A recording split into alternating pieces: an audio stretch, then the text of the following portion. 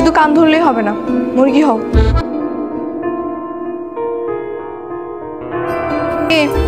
এখন কেমন লাগে? হ্যাঁ, আর দিবা আর উনি কি করেছে? প্রত্যেকটা দিন আমাকে ফলো করবে, রোজ রোজ ফুল পাঠাবে বাচ্চাদের দিয়ে, রোদ বৃষ্টি ঝড় যাই হোক না কেন আমাকে দেখার জন্য দাঁড়িয়ে থাকবে। কালকে কি করছে জানিস? লাভ লেটার পাঠিয়েছে।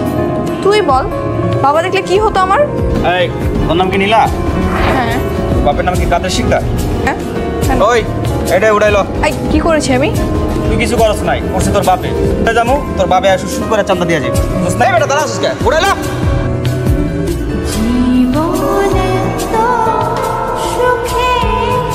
টনি ভাই, আপনি এই এলাকায় আছেন জানলে জীবন হইতাম না। এই ছাইরাতে চল চল চল চল। কি ব্যাপার, ওরা আমাকে দেখে বলে চলে গেল কেন? আমার তো সেটাই কথা, তোমাকে দেখে এবার পালানো কেন? টনি কি জানি একটা বলতেছিল। আমিও না বলতেছি, কেন জানি মনে হচ্ছে উনি দেখতে অন্য কোনো এলাকার মাফিয়া ডাকে, জন্য গুন্ডাগুলো ওনাকে দেখে পালিয়েছে। আমারও তাই মনে হয়। তোমার কি মনে হচ্ছে না মনে হচ্ছে সেটা দিয়ে আমার কোনো কাজ নেই। তুমি আর নেক্সট টাইম আমাকে এভাবে ডিস্টার্ব করবে না, কথাটা যেন মনে থাকে।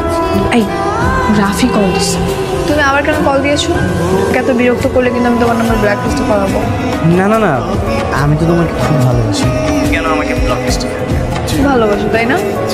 ভালোবাসি। তুমি যদি নীলাকে ভালোবাসো তাহলে ভালোবাসা ফোন দাও।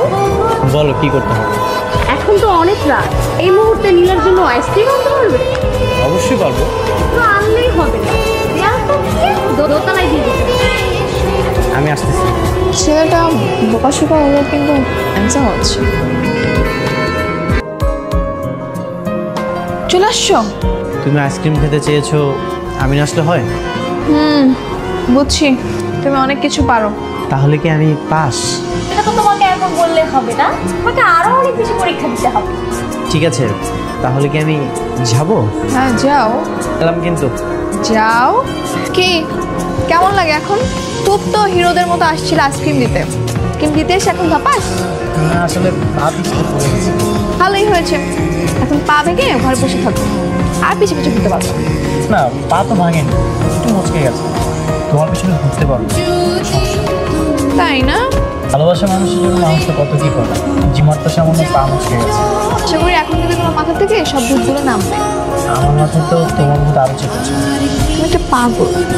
হ্যাঁ, তোমার জন্য যেভাবে পিছিয়ে লেগে আছো মনে হয় না আই লাভ ইউ বলতে আর বেশি দিন লাগবে। আজই কবে? কি একসাথে?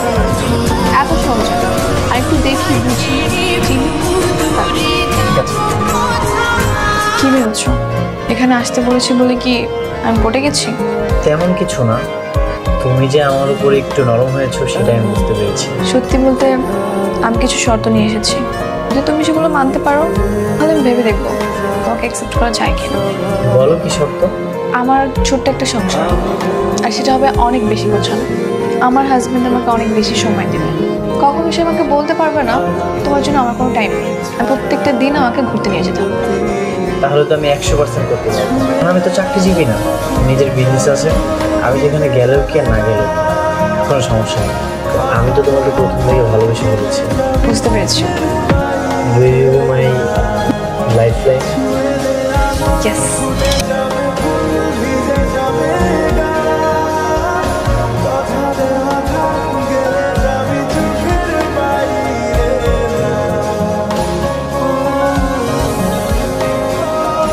দিনটা অনেক সুন্দর লাগলো, অনেক কেয়ারিং একটা ছেলে।